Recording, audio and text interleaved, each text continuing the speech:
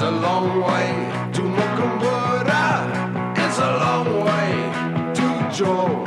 The Hawker Hunter FGA.9 is a Rhodesian rank 5 9.7 BR ground attack fighter that has the misfortune of being sold up like a cheeky weapons shipment and being chucked into the British tree. This is basically the exact same as the Hunter F6 in the tech tree, just without the AMRAAMs, with the same bomb options, a lower BR, the same price tag as a Car 50 and the ability to commit bush war crimes on demand. Just kidding, communists aren't people. The Hunter packs a Rolls-Royce Avon 207 engine that delivers over 4,000 kg force of thrust to propel this Mugabe annihilator to a maximum speed of 713 miles per hour. Though much like politics during the Cold War, this plane performs at extremes.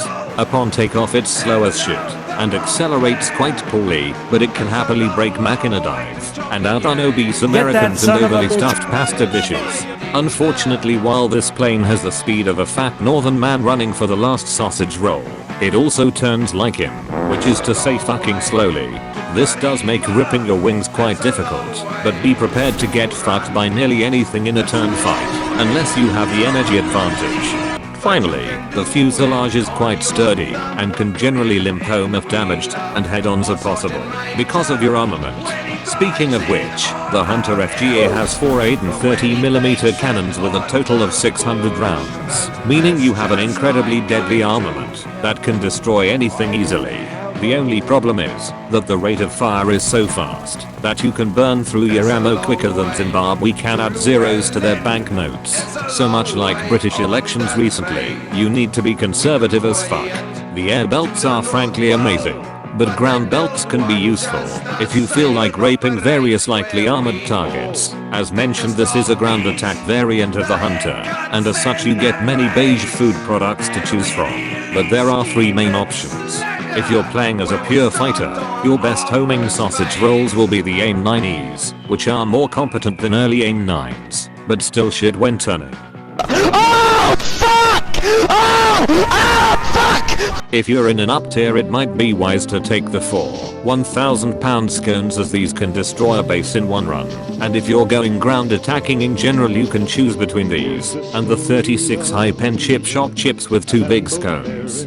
With the culinary requirements sorted, how do you play the holy deliverer of Brexit? To start, load 13 minutes of fuel or you'll basically be an overweight ME163, as well as air belts for your radars. As mentioned before, depending on your tier you might select a different loadout, but generally I select the sausage rolls to take away. But if you select bombs, remember to select a damn timer, lest you want your plane to be like London Bridge, rather explosive. When you take off, gain speed until you reach about 600 miles per hour or above Mach 0.8 and climb to 4 to 6,000 meters. As with all jets, keeping your speed is essential, as is turning in the vertical not the horizontal, and because you are simultaneously a Chad Rhodesian warrior and a fat pasty consumer, you need to be careful about getting into manly fisticuffs. Generally a low energy enemy is a dead one to you, as you can use a short cannon burst to obliterate them.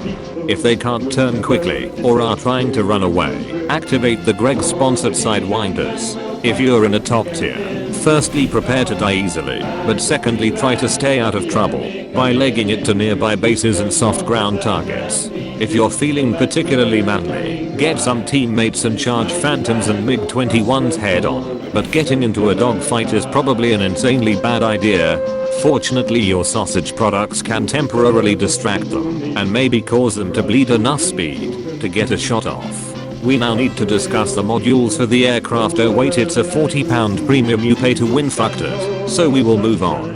For Rhodes the pilot, you need to focus mostly on making him the manliest man in the bush. So as such, focus first on G tolerance and stamina to keep your willy firmly tied into the flight controls, then keen vision and awareness to detect communist thoughts at longer ranges, followed by vitality to ensure you last longer than Rhodesia did in real life. You also want to take weapon maintenance to keep those Adens shooting, as you force as much imperialism per minute as they can manage.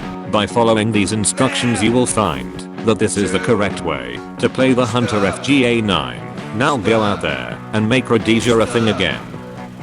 Stir.